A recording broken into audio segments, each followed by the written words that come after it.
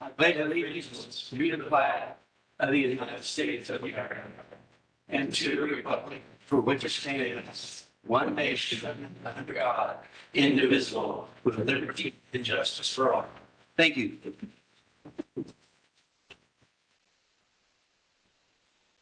Roll call. Commissioner Butler. Here. Commissioner Clausen. Here. Commissioner Cox. Here. Commissioner Phipps. Here. Mayor Hall. Here. Consent agenda. Items listed on the consent agenda are considered to be routine in nature and will be enacted by one motion. No separate discussion of these items will occur unless a council member requests the item to be removed from the consent agenda. If an item is removed from the consent agenda, it will be considered elsewhere on the agenda for this meeting. Prior to asking for a motion to approve the consent agenda, the mayor will ask if anyone desires to remove an item from the consent agenda for public discussion. Would anybody like to have an item removed on the council? Hearing none. I move the minutes of the regular meeting of July the 15th, 2025, and the bills and payroll for the last half of 2025 will be paid. Second that motion. Second. Commissioner Cox and roll call. Commissioner Butler. Yes. Commissioner Clausen. Yes. Commissioner Cox. Yes. Commissioner Phipps. Yes. Mayor Hall. Yes. Presentations, petitions, and communications. This portion of the city council meeting is reserved for persons who desire to address the council. The Illinois Open Meetings Act mandates the city council may not take action on comments received on matters that have not been identified on this agenda. But the council may direct staff to address the topic or refer the matter for action on the agenda for another meeting. Persons addressing the council are requested to limit their presentations to 3 minutes and to avoid repetitious comments. We would also ask you state your name and address for the record, as well as stand when speaking. Would anybody like to address the council? Okay, let's start. We'll kind of start in the front and we'll go around. Yes, come on up. Yeah, go ahead to the mic. And we do have people potentially listening on, so we want you to speak loudly so everybody can hear.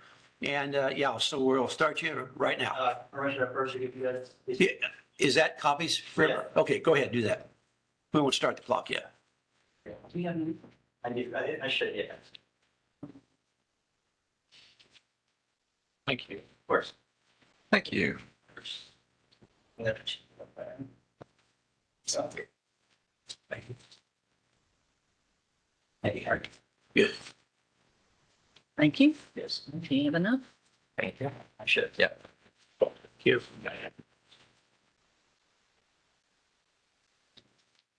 Okay. Of course.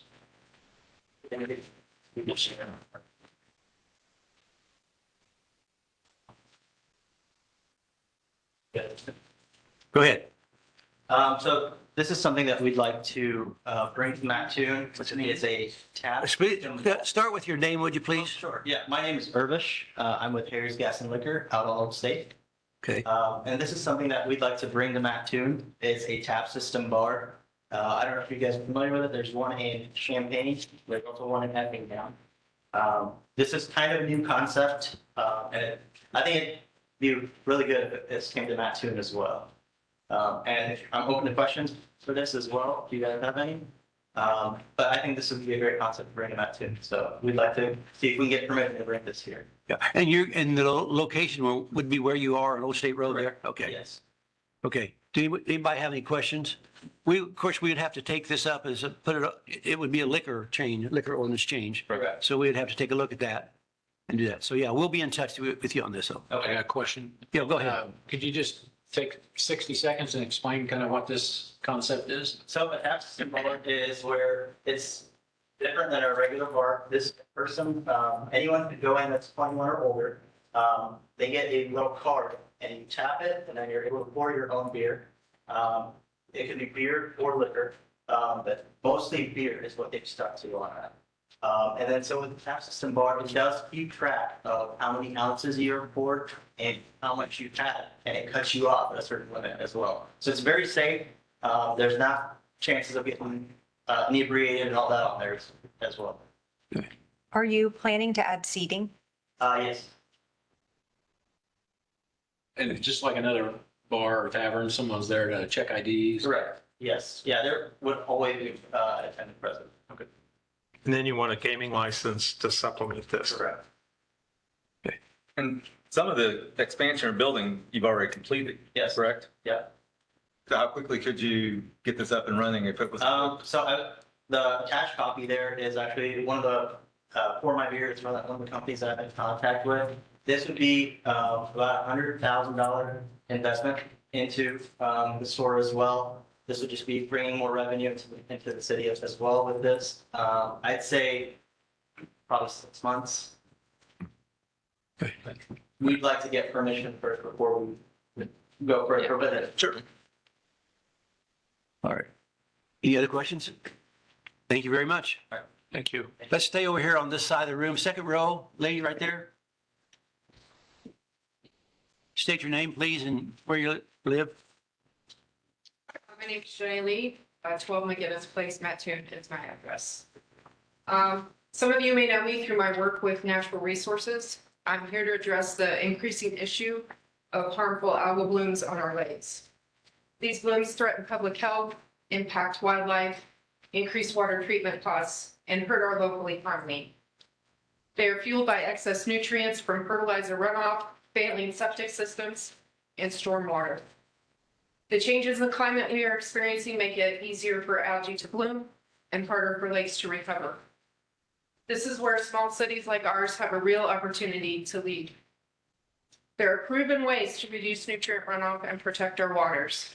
Restoring wetlands is one of the most impactful. Wetlands capture nutrients, reduce sediment, and slow water before it enters our lakes. Similarly, installing vegetative buffer zones along waterways helps absorb runoff and prevent erosion. Green infrastructure like rain gardens, bioswales, and permeable pavements also helps manage stormwater more effectively. Adding these structures within the city will help reduce and filter runoff before it enters our lakes. While I appreciate new investments, I wish that some of these systems would have been considered when building Emerald Acres and the adjacent businesses. The additional concrete and asphalt now mean faster, unfiltered runoff. Dredging is another means to consider. It can reduce the internal nutrient loading and help control the cyanobacterial blooms. However, it has to be combined with other methods that I've already mentioned. And that keeps those external loads of the nitrogen and phosphorus from re-entering our lakes. We urgently really need to stabilize the shorelines at Lake Mattoon. Erosion contributes significant sediment and nutrients into the water, worsening algal blooms. Investing in shoreline stabilization through natural plantings and erosion control structures is critical to prevent further degradation. I want to raise concern about adding more boat slips. While boating is an important part of our lake, additional boats will increase shoreline disturbance, wave action, and erosion. Without proper mitigation and planning, this could worsen the very problems that we are trying to solve. We need to start thinking about our lakes not just as places for recreation, but as vital resources that require active, ongoing management. Algicides are not the answer. While they offer a quick solution, they do not provide long-term control. You've got about 30 seconds left. Okay? They are potentially toxic to fish, and the rapid decay can cause more toxins into the water. The $82,000 planned to treat Lake Mattoon could be used for long-term solutions that I mentioned. There's several grants available, 319 program, Illinois Clean Lakes program. They're all designed to help with wetland restoration, shoreline stabilization, and public education. I think this is a great opportunity to take proactive steps to protect our lakes. And that starts with recognizing water as a vital resource and making smart, forward-thinking investments in prevention. Please wrap up, please. Clean, safe water, a priority for our community. Thank you. Thank you for your time. Anybody comment? I got a question, Jenny. Is that something you can provide us a written copy? I can do that. Yeah. Thank you. Appreciate it. Okay, let's see. Still stay on this side for a minute. Anybody back here on this row? I saw some hands back there. Yeah, come on, that's Hamilton. Let's go, Hamilton. Okay, for 130th Street or 9th. Six months ago, I was here. I'm going to ask the same question again. We met with the Hayes Solar Project at the last meeting 2 weeks ago. About what meeting? Planning and zoning, yeah. They voted the solar plan down again. Although I know that they're possibly going to be coming back to another. How many people are here for opposing the solar? Yeah. I also got 150 names on a petition. I'm here to ask you again to please put up a boundary around Mackin to keep the solar panels away from people's houses. If you want them on your roof, I don't have a problem with that. If you want them a mile out from town, I don't have a problem with that. But my parents bought a house on the edge of a field so they would be able to see the sunsets and be able to see out away from their house. And if there's solar panels in their backyard, because of the farmer who wants to put them up, then why did they buy that house? What I'm asking is if you'll put a boundary, I realize there's tax money. So what I'm asking is put a boundary a mile out. That gives you a half mile still to be able to get solar panels put up. You can have all the solar farms you want at that point, and the city can still make money on it, and nobody has to worry about it in the backyard. Okay. Is that what you got? Kyle, isn't there already talk about that? So now anything in the mile and a half, we have control over. Anything outside the mile and a half is the county, and really there's a state law that the county can't deny it outside the mile and a half. So the mile and a half is kind of our jurisdiction that we are able to say yes or no to. There's some inside the city's limits that we've said yes to. There's some in the mile and a half that we said yes to, but there's also been some that we said no to, closer to the residentials and stuff. Okay. So that's from the corporate boundaries and then a mile and a half further from that. we have jurisdiction, yep. I guess I'm just asking friends to do something so you quit wasting our time and we quit wasting yours. Let me clarify that. They're subject to our zoning ordinance. Yes, We don't have a carte blanche. right. They're subject to our zoning They're ordinance. subject to our zoning ordinances in Ohio. And So with that being said, is that even something that we could change that mile and a half to say within a mile of the city limits? you I could, guess contingent upon some of the zoning, but. I think you could do. Do you have the authority to do that, or is that not even an option as well? To do what? To limit Put the, a limit on that boundary within a mile of town that would not be. You'd have to zone it. So that- Call something. I mean, you can't just say this piece of property or this piece of property. You gotta do it through the zoning. But I guess what this pushes me to, if you don't do something, then I'm going to have to go and visit people that live up against Felix. And I'm going to have to start trying to drag as many people in here as I can and troubling you guys to get you to do something to keep these away. I mean, out on Western Avenue, they wasn't happy with it either.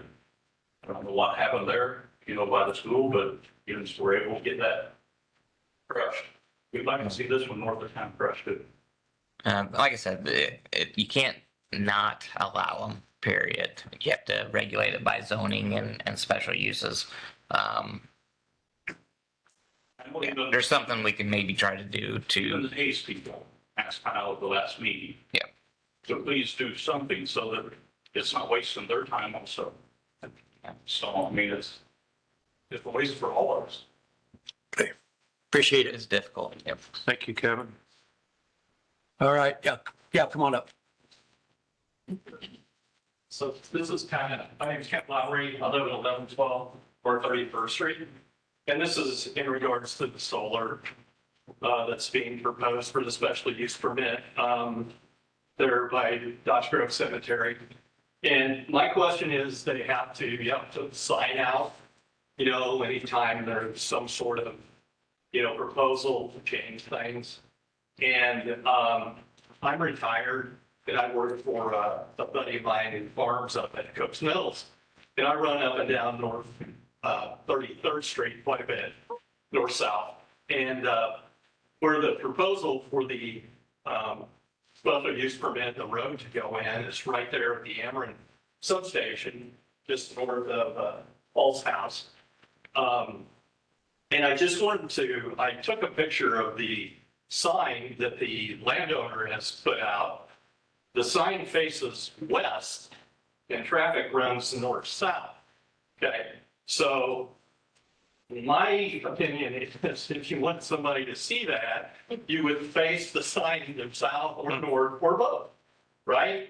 So I just have a picture that I wanted to show y'all if I don't mind. This is the picture that I took yesterday. Kind of hard to see there, isn't there? Yeah. Yeah. Okay, so, Weeds. yeah, so this is the landowner who is wanting the solar people to do the special use permit. So it's just kind of, I don't know, you know what I'm saying? 95% of the people don't even see this. Right. Since it's been put out there. So I just wanted to bring that to your attention, and I appreciate your time. Yeah, I appreciate that. Thank you. Here it is.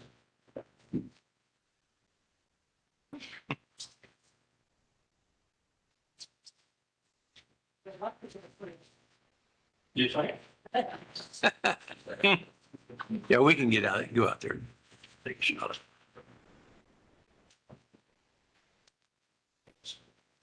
Okay, yes, yes, come on.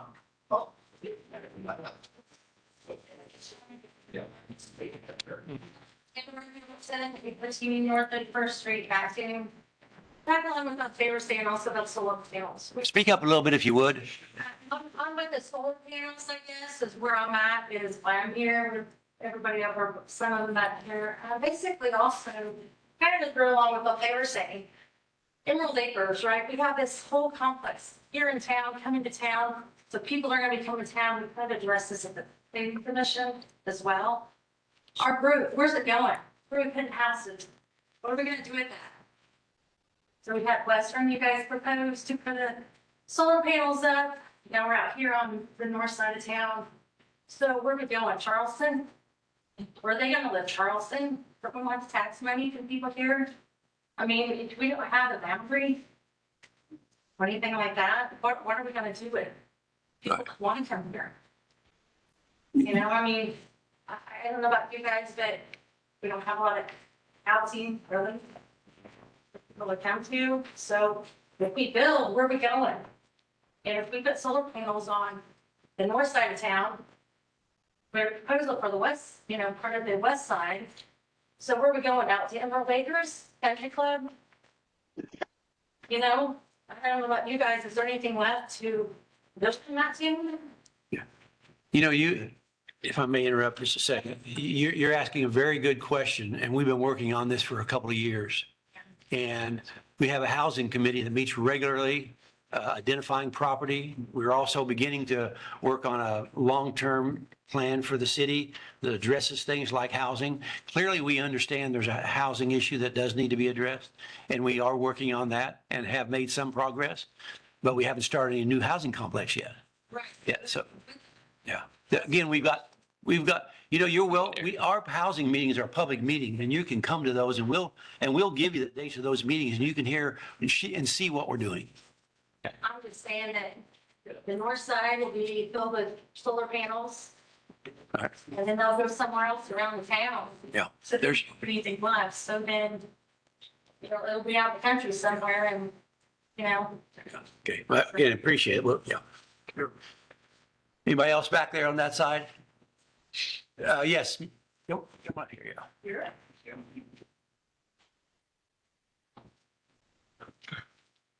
Hi, my name is Sarah Hopkins. I live in Sugar Creek here in Mattoon. And I am here tonight because I'm very concerned about the Mattoon water. And some of you may be asking if I'm on Mattoon water, and quite frankly, I'm not.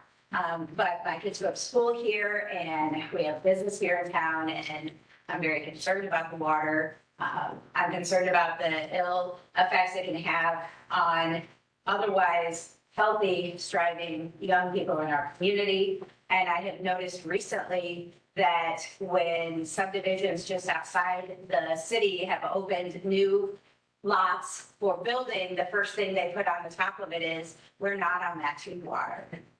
And so I would like to know, just from my own understanding, because I felt like last month we didn't get a lot of clarity on when is the water tested and what is it tested for? Because some folks that the information came from the administration, it was weekly, and other people said daily. So when is the water tested for some of these things that can grow in the water because of the runoff from the fields? Like, is it Campo, what's it called?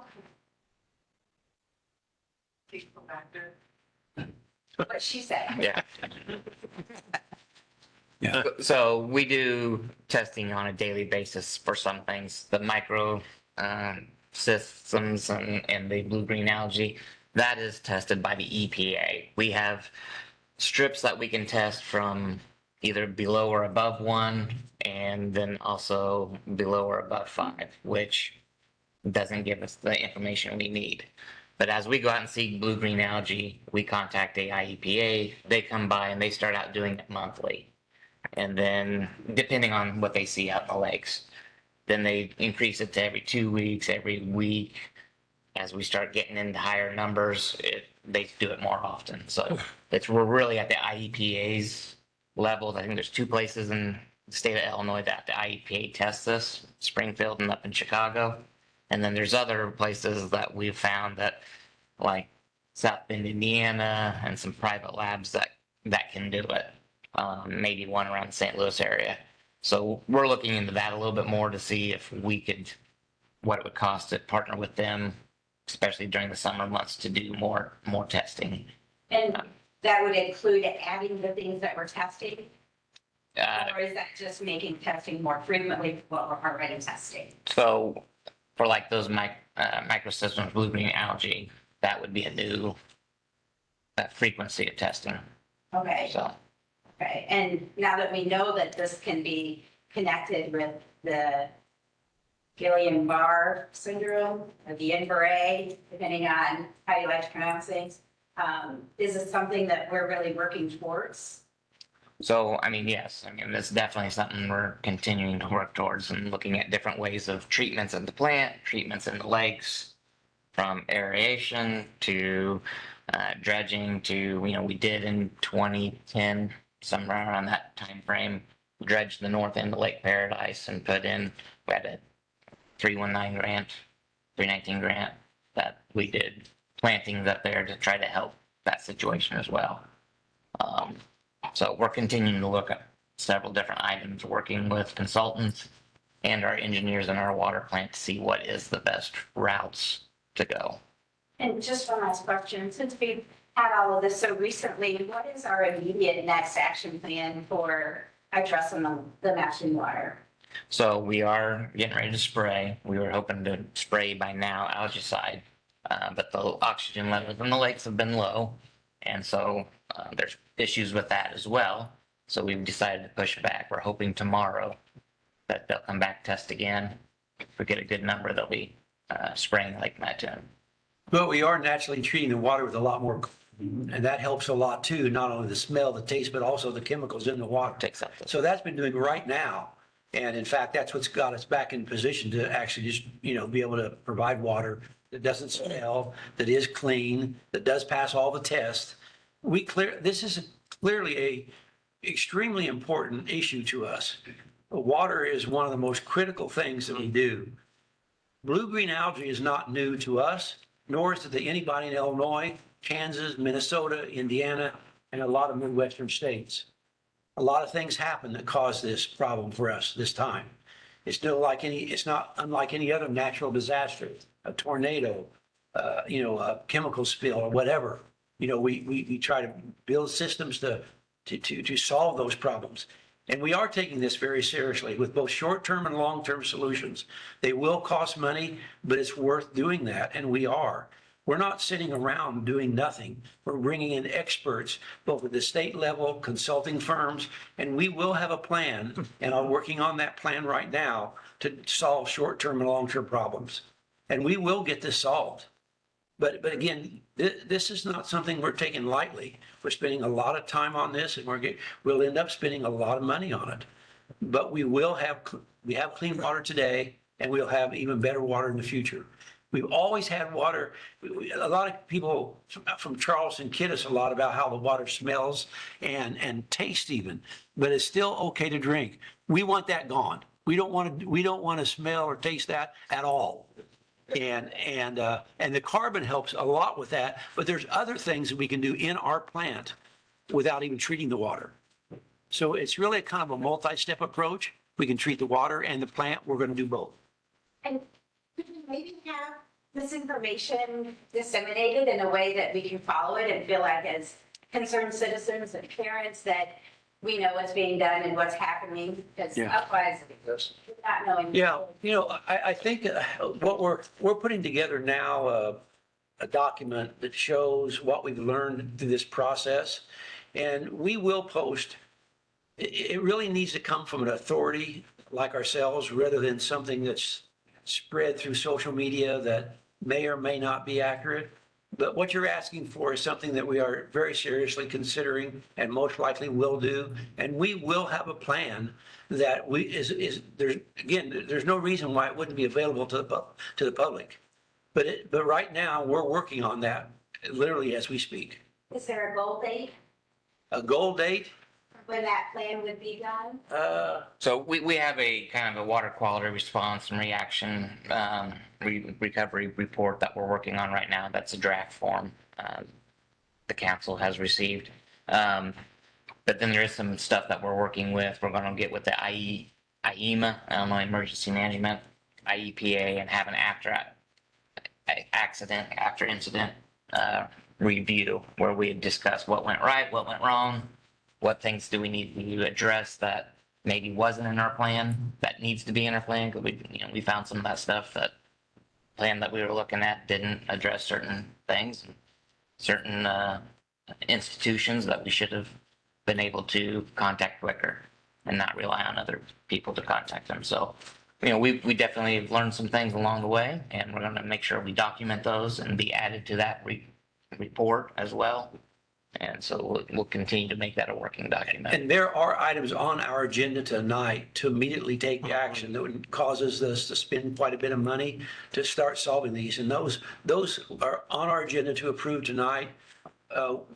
There's always delivery times and there's engineering that has to go on. You don't just order today and somehow someone delivers it to your house. It doesn't work that way. But we are taking this very seriously and we're moving ahead as quick as we can.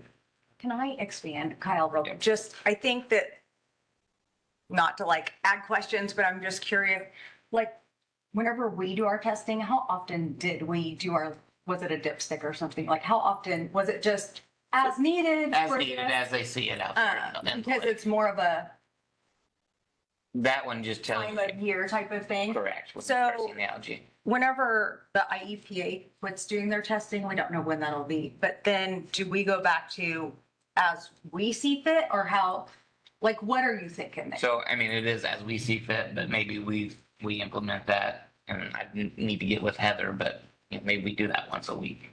I was thinking that maybe that was part of some of your questions, so I just wanted to ask. Yeah, no, absolutely. Well, we appreciate you coming in here though. Thank you. Okay, anybody else back on this side? Yeah, come forward, yeah. What was the first name again, or the name? Okay, yeah. Years ago, I saw that the gravel pit north of Lake Paradise, all gravel pit was for sale. I don't know if that still is. I've heard that as an aquifer. That is a rock formation with no dirt and no runoff.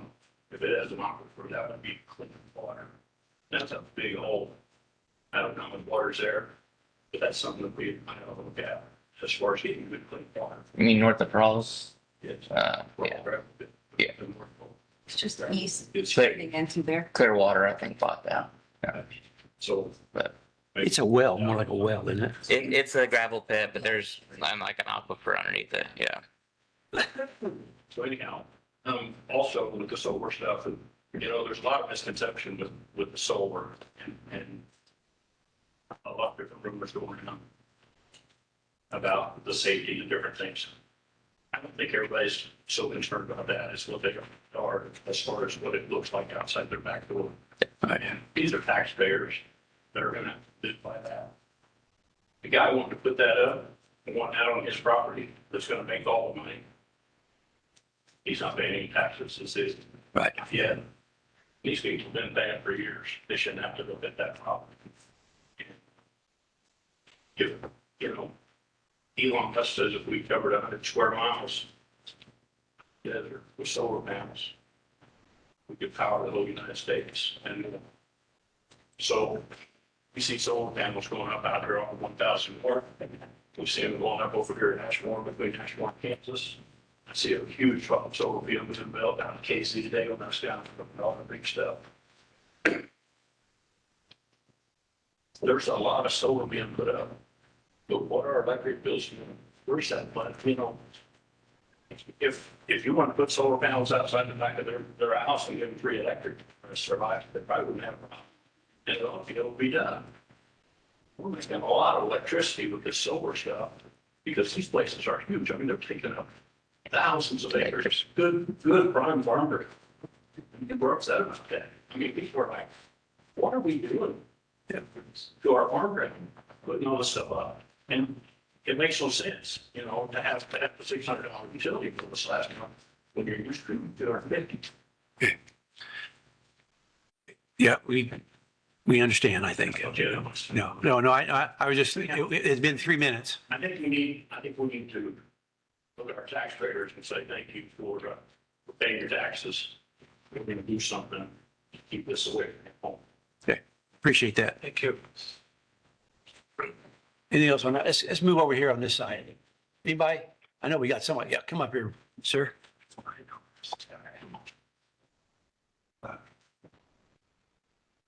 My name's Paul Welton, and I live on 35th Street, the last house in the city limits. And my family has operated or lived there since the 30s. And I've lived there now, next year will be 50. And that was the best thing about the whole property. Being able to look out, see Coal Station, see the river, skyline, tree line, like Cook's Mill. And if the solar field goes from 19th to 33rd, because there's already one on the other side of 33rd. Daglers have one coming. And paper does want to use that whole area. Now, the other company, they said that was as big as they could go, I think on that order, but they had designs on it too, and give that up. And, but I still see him meeting with people all the time. Driving up that field and things like that. So if they put the road into that these things always spring. Right. They always spring. And I would not, at 8 foot high, standing on my property, block the total horizon. Now, I'm off the hook for right now. But I think that you should very much consider having some strong rules about where they can go. You're still going to be able to get the income, whatever they tell you, if they would say, all those perks that one company was offering. If it was another half mile out, they could still do that. And I believe that you have abilities at places that are not contiguous with the city, like you used to be the country club was annexed just so we can have city water. And I think that it's a bad thing that you need to prevent some of this. 3 people moved in the last few months right behind me, and they had no idea that was even going on. And they are closer to where the present one is going to go in, or well, the one that. Supposedly. And Okay. the other thing is that anytime there's crop production, reduction, the farmers can benefit by their higher prices for their stuff. Thank you. There. Anybody else on this side over here like to speak? Okay, oh yeah, way on the back.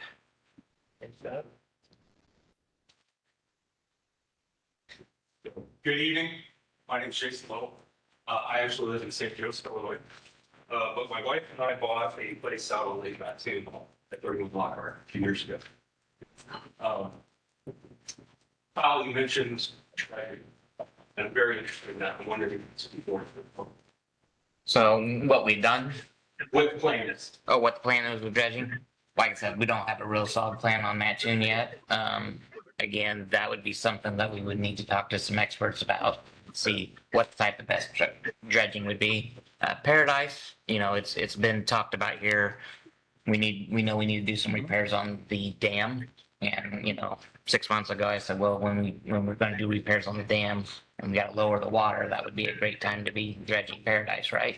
So, that's something that we're going to be looking into sooner than later because of, again, we think we're going to be doing some repairs to the dam, and that would be a good time to do those both at the same time. Again, we will be working with some consultants. We're going back to seeing about getting some environmental, we talked about, we could sell off some of our farm ground around Lake Mattoon, keep the stuff that's closer to the lake, stuff that's farther away, we could sell it or trade it to farmers for grassways along ditches going into the lakes. So I know a lot of what Jimmy talked about is a watershed issue. Yeah. That's the Wabash, it's a phosphorus hotbed state line. But I'm really interested in specifically dredging of Lake Mattoon. And the reason I'm so interested in it is when I bought that property, I was assigned as the grantor easement in the city of Mattoon to flood my property. And to flood my property and store water. So if I understand it correctly, and perhaps the city attorney here can help me out, implied in law is the dominant party that easement has responsibility for maintaining it. The 2001 sediment report from the U of I is showing that there's something between 4 and 7 feet of sediment on the property. That is not water. You do not have the right to have it. So we need to figure this out. We need to figure out how to work together to do this stuff. Yeah, we may have to set some meetings up with you specifically to talk about your problem. And I don't know if you've tried to do that yet. You'll be getting contacted soon. Okay. So, try to do this through proper. If there are others as well near your property? Yes. Okay. Yeah. Okay.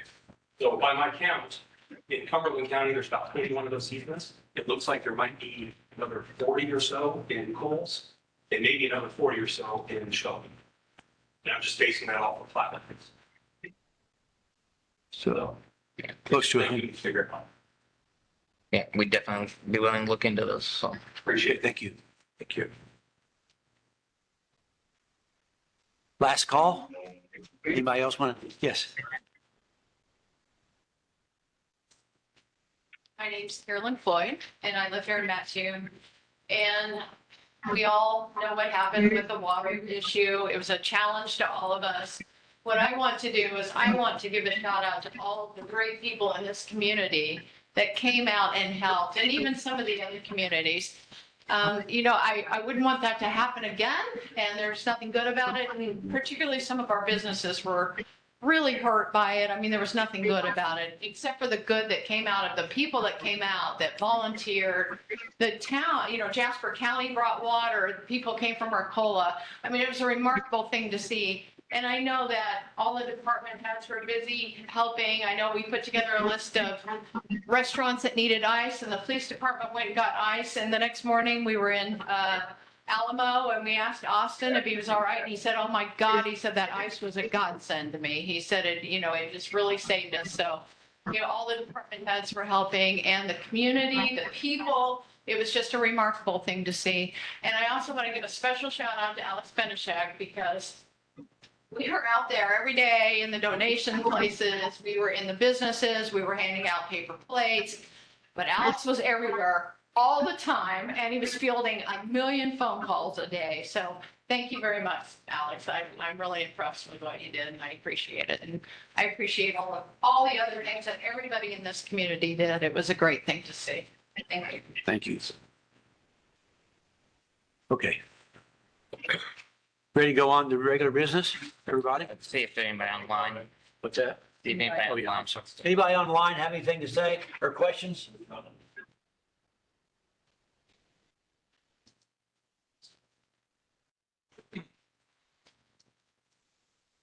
Okay. Ready? Folks. Okay, Again, if you would mind, if you're online, if you wouldn't mind muting so we don't hear the background noise.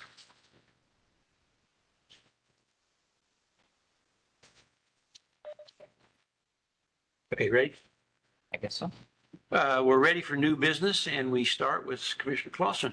Motion to approve council decision request 2025-2622, awarding bid in the amount of $173,369 from Benish Construction Company Incorporated for the Remington Road paving project and authorizing the mayor to sign the IDOT approval of award, parentheses BLR 12330 25000004 GM. And can I have a second to that motion? Second, Mayor. Commissioner Phipps, and any comments we got on this? I'll just say this is for Remington Road, that intersection there at Swords in that area. It's a lot of cracked pavement there, and we just want to get it fixed before all those fields and stuff get opened up and we get a lot more traffic out there. Okay. Any other comments? Roll call. Commissioner Clausen. Yes. Commissioner Cox. Yes. Commissioner Phipps. Yes. Commissioner Butler. Yes. Mayor Hall. Yes. Motion to approve council decision request 2025-2623, approving the plans and specifications for the 2025 sidewalk project on Bell Avenue from 13th to 17th Street and authorizing the solicitation of bids 25-00380-00-SW. And a second to that motion. Second. Commissioner Butler, and any comments on this one? I'll just say this is our annual program for this year, trying to do sidewalks. We're looking at trying to do whole areas and get several blocks all fixed back up. There are some of these that have been done in the past, and we're going to fill in the gaps, take care of some curb and gutter, some drainage issues and things like that. So this is more than just, it mentions Bell Avenue, but there's other sidewalk sections too. No, it's just on that. This one is just Bell. Yeah. Okay. All right. Any other comments or questions? Roll call. Commissioner Cox. Yes. Commissioner Phipps. Yes. Commissioner Butler. Yes. Commissioner Clausen. Yes. Mayor Hall. Yes. Motion to adopt special ordinance number 2025-1972, granting a variance to the intensity of use requirements for the installation of a new above-ground pool located at 3316 Shelby Avenue. The petitioner is Christy Stone. And a second to this motion. Second, Mayor. Commissioner Clausen, and what's going on this property? So essentially, that passed the Planning and Zoning Commission unanimously. And essentially the issue is that the building code only allows us to cover a regular city lot that's not on the corner up to 35% of the property. And they're right at 35% exactly as they currently are. And so they want to add an above ground pool. And according to the building code, for whatever reason, we're treating that as a flammable structure. Which is ridiculous. And that's not our rule, that's IBC, so that's, International Code Council. And so obviously doesn't make any sense. City staff completely supports this and, we recommend its approval. So, and I believe they, so now, do you have any questions? It's actually the zoning. Yeah, ordinance, there's nothing, but the but- IBC kind of. Yeah. But anyway, yes, yeah, the zoning ordinance were originally fire codes where they wanted setbacks away from structures so they wouldn't catch fire. And again, above ground pool's not going to catch on fire. Okay, any other comments? Roll call. Commissioner Phipps, Yes. Commissioner Butler, Yes. Commissioner Clausen, Yes. Commissioner Cox, I abstain. I've worked with Mrs. Stone. and Mayor Hall. Yes. Motion to adopt special ordinance number 2025-1973, granting a variance to the sign ordinance located at 601 Charleston Avenue. Petitioner Kayla Rodenberg for Hux 07-1-04721-000. And a second to this motion. Second, anybody? Second, Mayor. Commissioner Phipps, and comments on this one, variance. Yeah, so essentially, they originally, this is a rebrand of the hot store. And so essentially they want us, originally they had requested to lower the sign, but you can't do that. They have that 8-foot clearance so that you're not blocking visibility of vehicles. And so they're like, okay, well, let's raise the sign. And so our zoning ordinance doesn't allow them to go past the size that they want. So we're basically debating over, almost a foot worth of space at this point. And, I don't necessarily see us having any airplanes coming over that height. There's no issues like that. So city staff recommends it unanimously pass the planning and zoning commission. And we think it's going to look really nice once they're done. So. Any other questions? Roll call. Commissioner Butler, Yes. Commissioner Clausen, Yes. Commissioner Cox, Yes. Commissioner Phipps, Yes. Mayor Hall. Yes. I move to approve council decision request 2025-2624, appointing Pat Ramage to the Planning Commission with a term ending of August 17th of 2030. Can I get a second to that motion? Second. Commissioner Cox, I will tell you that on this item, I talked to Pat Ramage. He's wanted to be on the Planning Commission for a while. He was interviewed by Alex and thinks that that's going to be a good thing. He's got a lot of experience in public housing and various things that might be helpful to us. So he wants to do that. He's retired right now. And so upon your recommendation, we had that interview. I really think the housing aspect brings a lot of, new experience in planning this year. Any other questions, anybody? And roll call. Commissioner Clausen, Yes. Commissioner Cox, Yes. Commissioner Phipps, Yes. Commissioner Butler, Yes. Mayor Hall. Yes. Motion to approve council decision request 2025-2625, authorizing the rental of a temporary pump for Lake Mattoon up to $21,204 a month from Velocity Cogent Companies. And a second to that motion? Second. Commissioner Cox. And who wants to comment on this? Yeah, a couple years ago, we were renting pumps to help pump to Lake Paradise. We did buy a pump a little over a year ago with the ARPA funds that we were supposedly designed to feed our water treatment plant and Lake Paradise. We felt there's issues from day one. However, that pump went down, was not able to pump to the treatment plant. So we've got it repaired. We've had it retested. Still not working the way it should. So we are asking to rent a temporary pump for the need to be able to pump and fill up Lake Paradise if we need to fill it up, or to pump to the plant when we decide to spray Lake Paradise. This is a small part of what we're doing to improve the water quality. And in fact, the next one is even more important in the long term. So anybody have any questions? I do. Yeah, go ahead. I'm just gonna, so this will do the 31-foot elevation from Lake Mattoon, which the other pump did not do. Correct. Which was very, very important. Thank you. So had we been recommended to replace the pump prior to the water issue?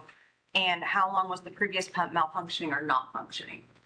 The previous pump hasn't, out at Lake Mattoon, had not been functioning for several years. I can't tell you. That was before Dave. We had repaired a motor, we had repaired a pump, then we put in a drive. It broke the shaft. It'd been one thing after another. So every time we put new parts on it, something else would break. So we've been fighting that for a few years. We were in the design with the engineering firm to redo the whole structure out of it. And working with Crawford Murphy Tilly on that. That's a $5 million project. One of the reasons we bought that temporary pump was to reevaluate that because the original plan was to move the pump station farther south into the deeper water of Lake Mattoon where water could be better. That's a $12 million project. So we were wanting to reevaluate that. That was something the previous public works director did not want to do. Felt the price was too high. We wanted to reevaluate that. And so, that's where we were stuck in limbo. Is there any chance that this could have played any role in your professional opinion? No, because we were pumping out of Lake Paradise. The water in Lake Paradise is better quality than the water in Lake Mattoon. And this was only for Lake Mattoon? And this was fine, Lake Mattoon. But we use it as a backup. Right. And so it would not have played any different. I think in 2018, we were able to pull water out of Lake Mattoon for a little bit. But in this scenario this year, Lake Mattoon water was actually worse than Lake Paradise. So are we month to month with this company on the rental? It would be month to month, yes. Okay. And it's just all going to depend on how much rain we get. Right. And then again, if we do spraying, we do not want to pull out of Lake Paradise as we're spraying Lake Paradise. Very good. Does the next motion help get rid of the rental pump, or is that entirely different? Yeah, the next motion would be rebuilding the pump station that is at Lake Mattoon and leaving it where it's at. Okay, all right. Roll call. Commissioner Cox? Yes. Commissioner Phibbs? Yes. Commissioner Butler? Yes. Commissioner Clausen? Yes. Mayor Hall? Yes. Motion to approve council decision request 2025-2626, waiving the bidding requirements and authorizing the purchase of a new vertical turbine pump for Lake Mattoon in the amount of $183,356.21 from Vandeventer Engineering. And a second to that motion. Second, Mayor. Commissioner Clausen, and any comments on So that? we've been working on this one for several months, trying to get people to come in and take a look at that whole system we have down there at Lake Mattoon and look at everything. Having them look at everything, we've decided we need a new pump, we need a new motor, we need a new drive shaft. And then with a bigger pump, we need a new variable drive speed. So that's what this quote is for. We've had this quote for over a month, I think.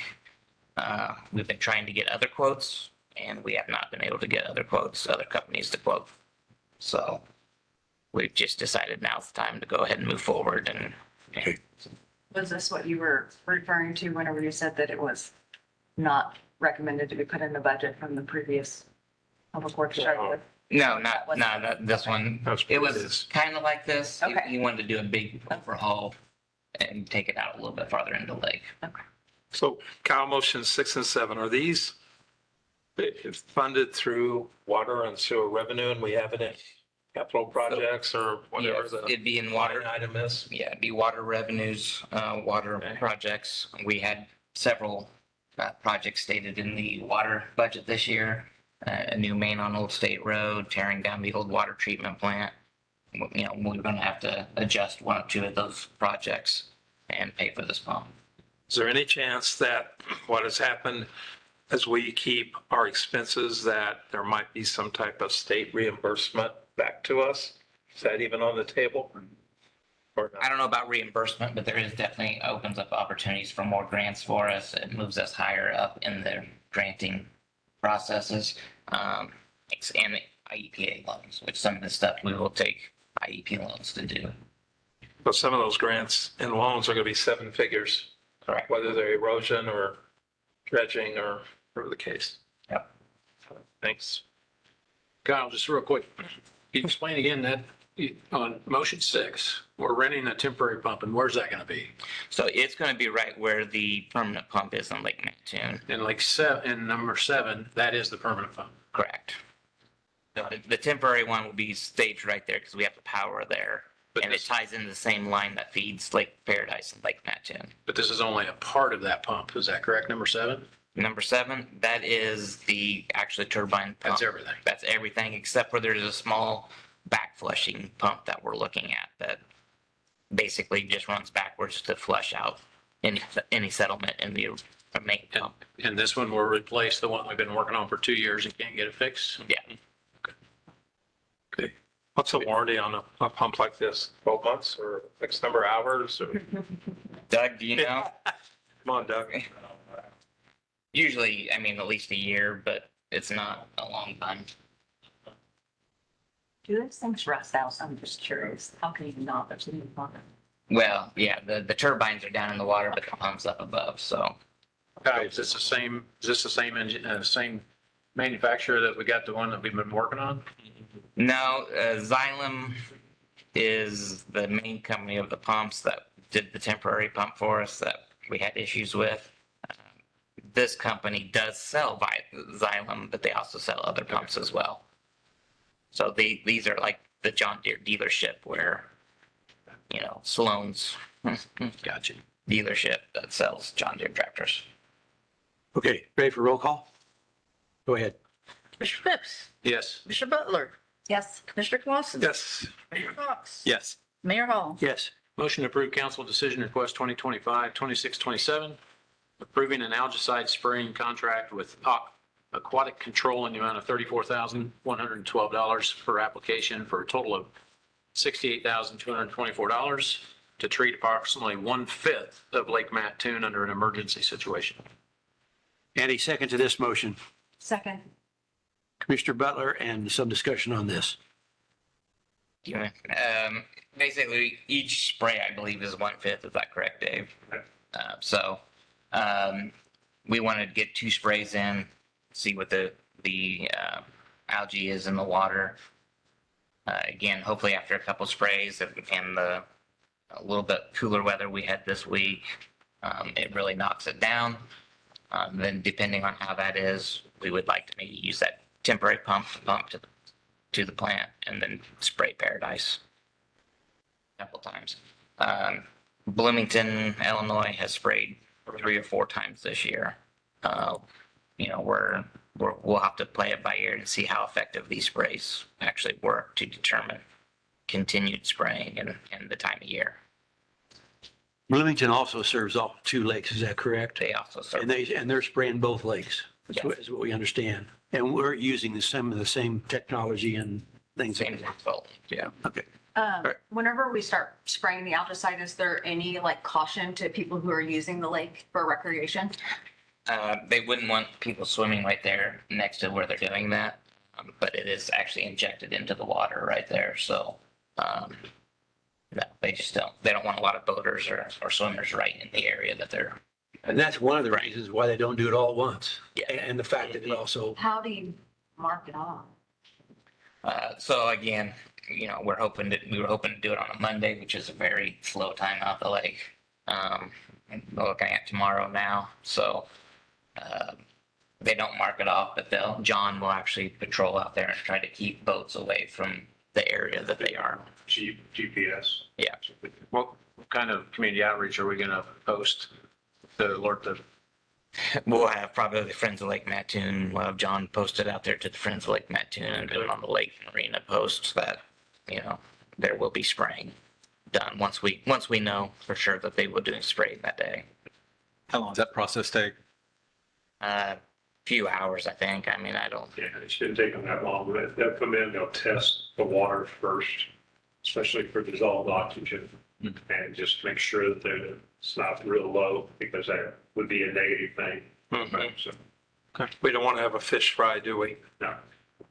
I mean, that's one reason it's the lake is almost that's true, but it's oxygen levels a bit low. Yeah. And aquatic controls. So I do just Very want to well. make one little statement. We had stated earlier that we didn't want to use social media for our communication or how we got information. Do we think that that's the best way to communicate to people? I mean, we don't know that they all have social media. So, I mean, social media, radio, TV, every time we've done that, we've sent it out to all of them to help spread the word. Our website, you know, so, I mean, that's another one. We always put it on our website to get people to check up on. the iPods is definitely, that's not something we would use that for. No. And FEMA would be not happy with us for using it for something like that. So is Illinois EPA on site when we do this as well? They're not on site, but they did review the plan and issue a permit. Okay, ready for roll call? Okay. Go ahead. Commissioner Butler? Yes. Commissioner Clausen? Yes. Commissioner Cox? Yes. Commissioner Phipps? Yes. Mayor Hall? Yes. Motion to approve council decision request 2025-2628, approving an aldehyde spraying contract with Aquatic Control in the amount of $6,983 per application for a total of $13,966 to treat approximately 1/6 of Lake Paradise in an emergency situation. And a second to that motion. Second. I'll go with Commissioner Clausen. I'll go ahead. And comments very similar, but Very similar. It's just we're going to do Lake Mattoon first. Hopefully have that low enough that we'll be pumping out Lake Mattoon and then spray Paradise. roll call. Commissioner Clausen? Yes. Commissioner Cox? Yes. Commissioner Phipps? Yes. Commissioner Butler? Yes. Mayor Hall? Yes. Motion to adopt resolution number 2025-3315, authorizing the city manager and city treasurer to request a proposal for a loan of $2,357,920. The Illinois Department of Commerce and Economic Opportunity for upgrading infrastructure at the Ameren substation located on North 6th Street by the Mattoon Enterprise Park. Can I have a second to that motion? Second. Commissioner Butler, and comments on this one. This is basically we've got a grant for that amount. This is the cost of upgrading that substation. We need to purchase the transformers and stuff through Ameren ahead of time. Then we'll ask the grant to reimburse us. We think that's only going to be a 3 to 4 month turnaround, but we're asking for a loan just for up to a year, just to make sure. Any other questions? Okay, roll call. Commissioner Cox? Yes. Commissioner Phipps? Yes. Commissioner Butler? Yes. Commissioner Clausen? Yes. Mayor Hall? Yes. I move to recess to closed session pursuant to the Illinois Open Meetings Act for the purpose. Commissioners' comments? Oh, comments. Oh, I'm sorry. Yeah. You do that. Yeah, comments from the council, commissioners. Start. I do. I have a question. So I was looking up today about the iPods, and it looks like this was discussed in 2024 at the Coles County Hazard Mitigation Planning Group. And the update, it was listed as a high priority that they were working to get access to iPods. This was again in 2024. Charleston placed it as a high for them. For us, a high was to establish public outreach programs to educate residents on the hazards affecting the city of Mattoon. And then it was stated that we had improved our outreach over the last 5 years with the use of social media and technology, but there's more work to be done on this item. Plans are being discussed for ways to continue to improve this goal. Coles County listed it as a mitigation item that to institute a mass auto call notification system to cover all communities in Coles County to warn about hazards. And then the Coles County EMA in the 2024 plan update said that they were working with law enforcement throughout the county to get the iPOS system set up for the whole county.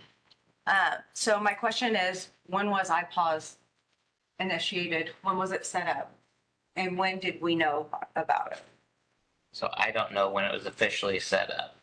We didn't know about it, or at least I didn't know about it until I got a phone call on Friday after the first Thursday incident. So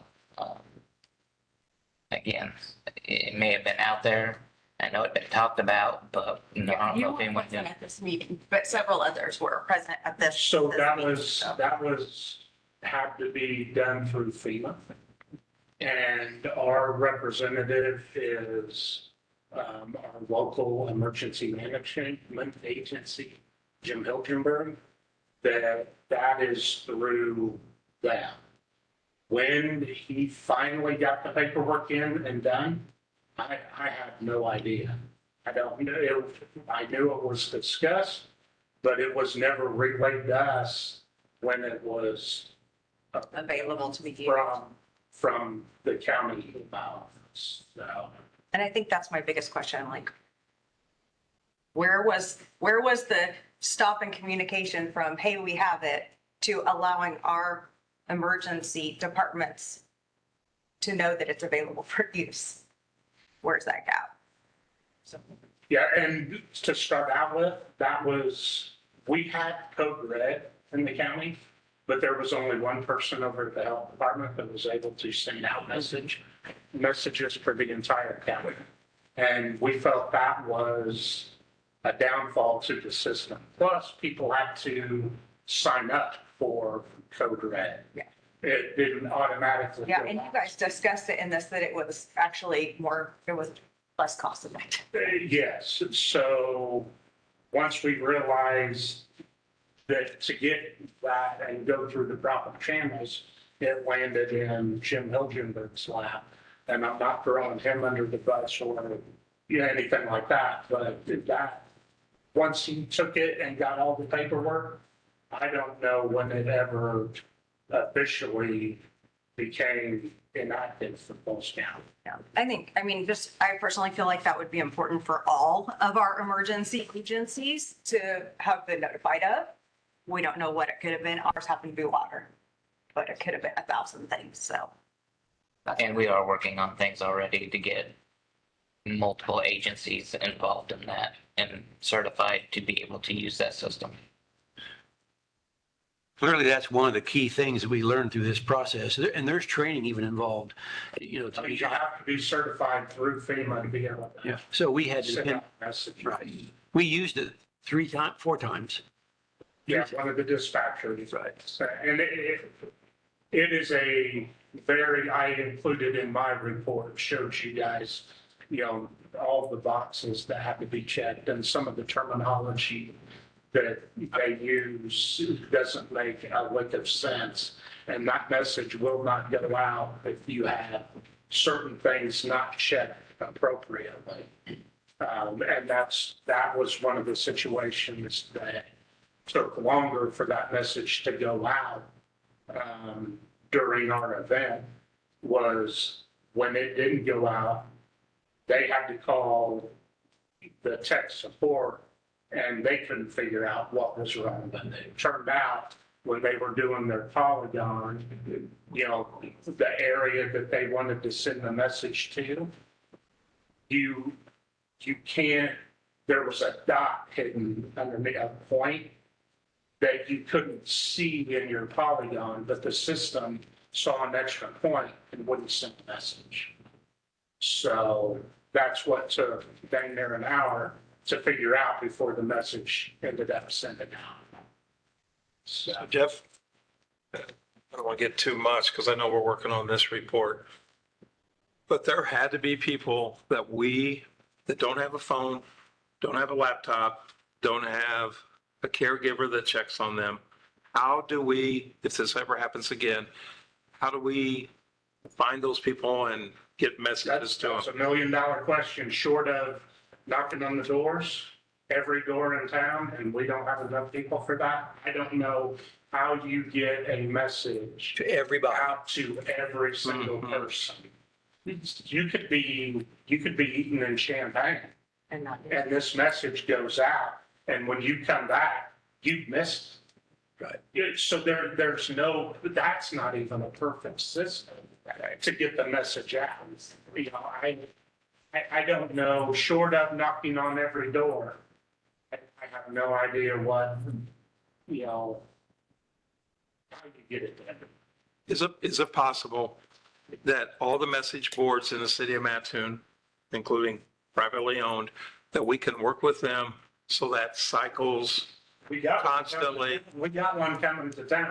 That's one, but I'm talking about, I drove the other day, I've got to count of 10. But that doesn't do it either. That doesn't. Well, people will become aware of it and say, maybe I ought to check on Uncle Joe. Except they will do that with Someone iPod. else telling. I know. I'm just saying. There is no perfect system. Yeah, I trust, I've thought long and hard trying to, and I I don't know, because I have no idea who does do social media, who doesn't, who has a computer, who doesn't, Understand that. who watches TV, who listens to radio. I mean, I have no idea how. I mean, it's the same thing with boil orders, you know, they have to go door to door and put door hangers on Yeah. simply because you don't know who you're going to be able to get in contact with and not get in contact with. Commissioner Clausen, do you have other comments? Nope, I'm good. Commissioner Butler, did you finish? Any comments? Kyle, I didn't know if you wanted to address the snowboard testing or no. Sure. I mean, yeah, I mean, there was a question on the, we got notified on the 15th that our number was high, and we had an email a little after 4, said the number was high. We did not get a direct order at that time from the IEPA to go back into no drink, but we got together as soon as we seen that high number and started asking questions. This was the very first time we received the results back the same day. We ran the sample up to Mount Zion 9 o'clock in the morning, and we actually got the results that same day. That was the very first time we did that. So we were questioning the high result. The raw water in the lakes were the same as they had been several days before. We were seeing our numbers come down. We were still feeding a lot of carbon. We were increasing our carbon, and we hit that spike number. So we had a lot of questions. We were calling the IEPA. Like I said, we were meeting. We'd asked, could it have been a bad sample?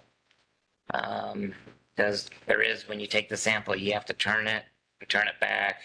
And if you shake it up too much, it's bad. So we asked if that could be the case. We asked, since they rushed it, could that have been the case?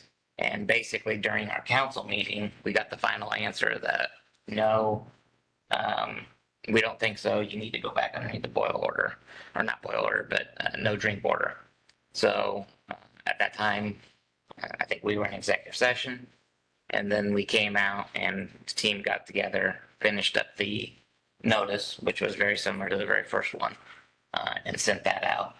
I think it was 8:45 and on Facebook a little after 9, and then the iPause was closer to 10.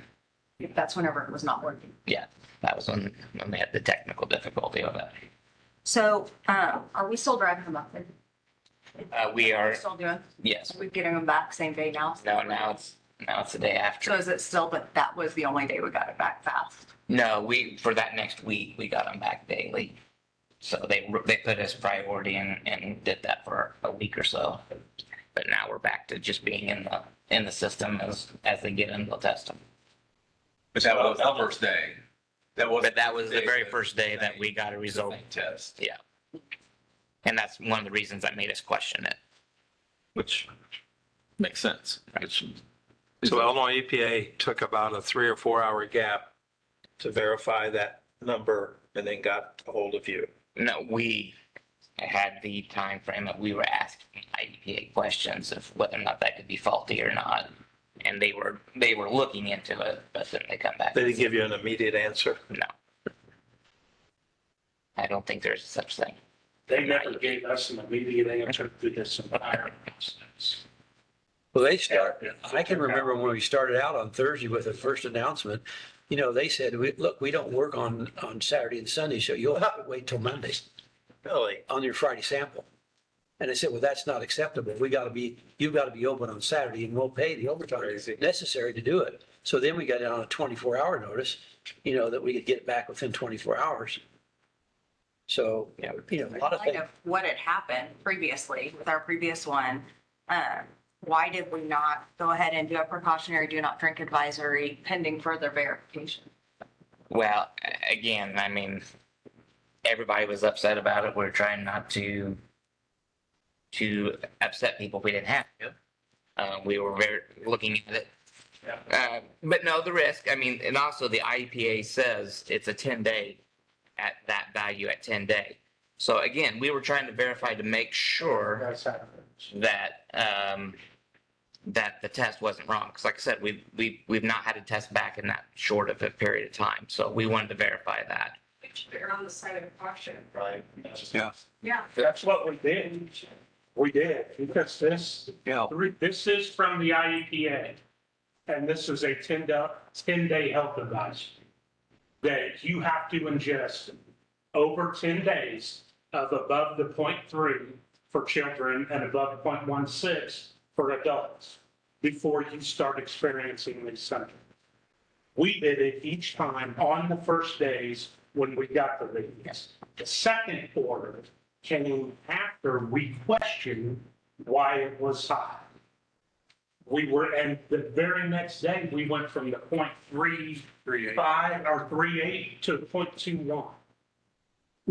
So that, we didn't know that at the time, but we thought that was huge. But this is from the EPA.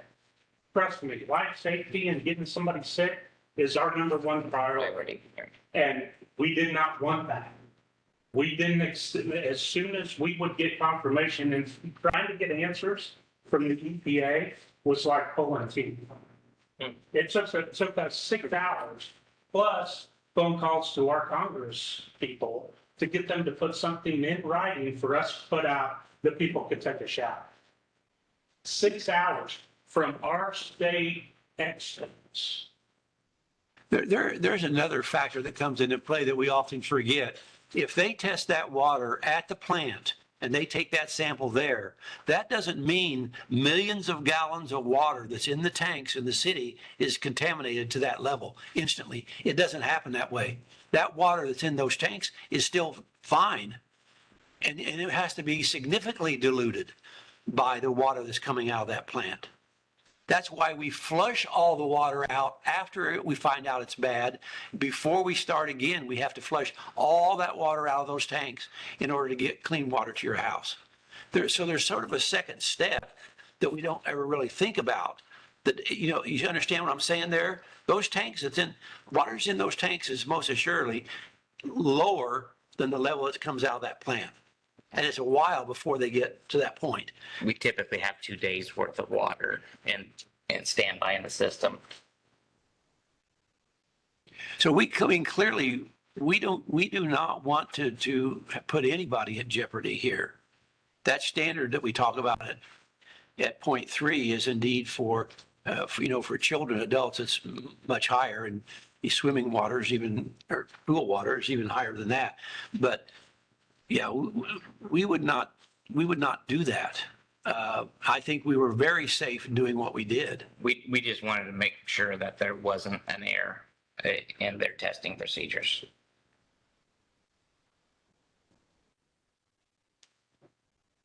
Okay, any other questions? Commissioner Butler, did you have one more? Any more? Let's go to Commissioner Phipps. Got any comments? Yeah, just a couple of things. I really want to thank everybody for speaking tonight and coming and showing up and having some concerns and thoughts about what's in your community. It really means a lot to us to hear that feedback. And specifically, Carolyn, you did a lot of work too. So thank you during this whole crisis. Much appreciated. Mr. Cox? I would like to thank everybody for being here and your comments. I hope some of your questions have been answered.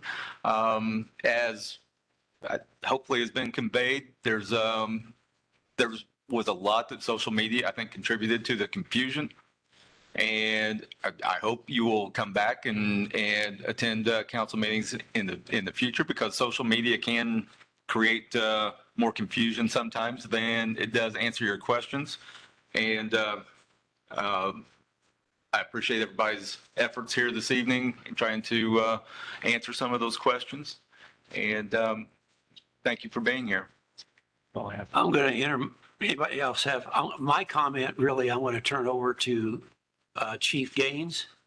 I want to end this meeting on a good note. I want Chief Gaines to read a letter that we received from the Chief of Police in Topeka, Kansas. As exciting as Audi.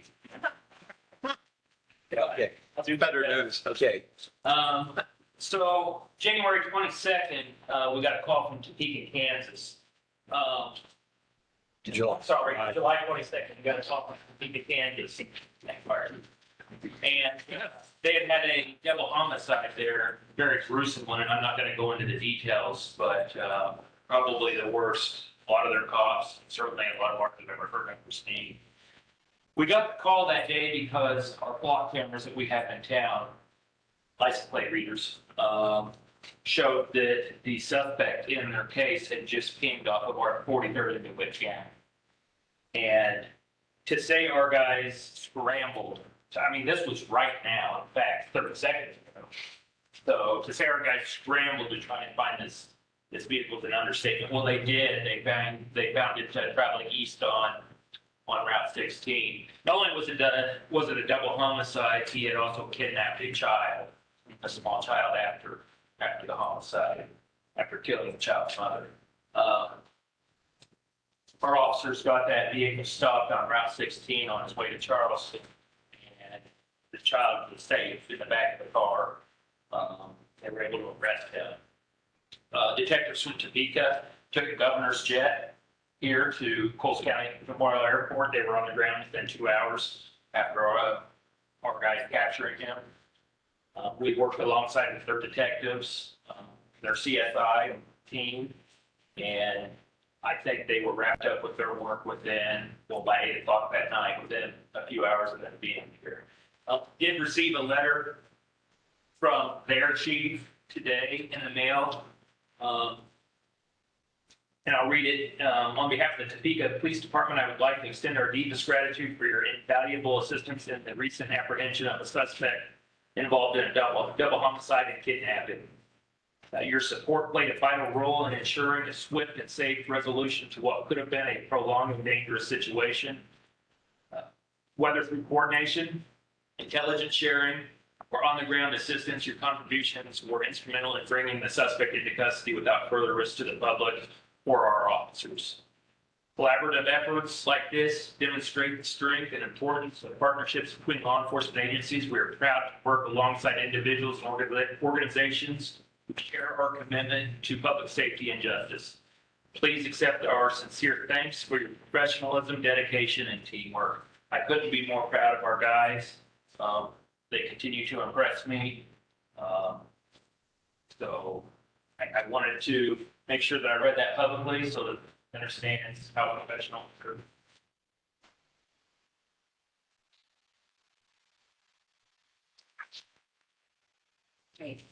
No.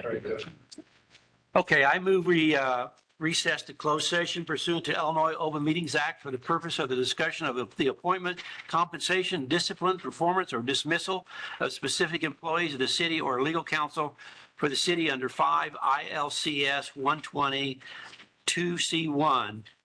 And I'd like to have a second to this motion. Second. And roll call. Commissioner Phipps, Yes. Commissioner Butler, Yes. Commissioner Clausen, Yes. Commissioner Cox. Yes. Mayor Hall. Yes. When we reconvene out of our closed session, we will come back in, make another motion, and either vote something in or we'll take some kind of action on the motion. And I don't know how long that may take. It may take 5 minutes or it may take an hour. But we will come back in here, reconvene, make a motion, and you're all welcome to stay until we come out. Thank you. At this time, I will mute and pause the recording.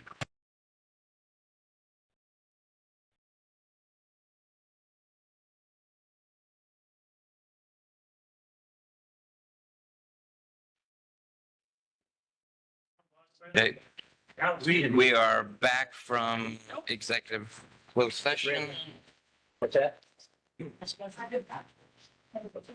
We just need to make this motion. It's from the same as Yep. right. All right. And that's Commissioner Phipps. Motion to approve or adopt special ordinance number 2025-1974, amending the 2025-26 compensation plan for managerial and non-managerial employees for the reclassification and salary adjustment of the community development planning director with an annual salary of $88,000.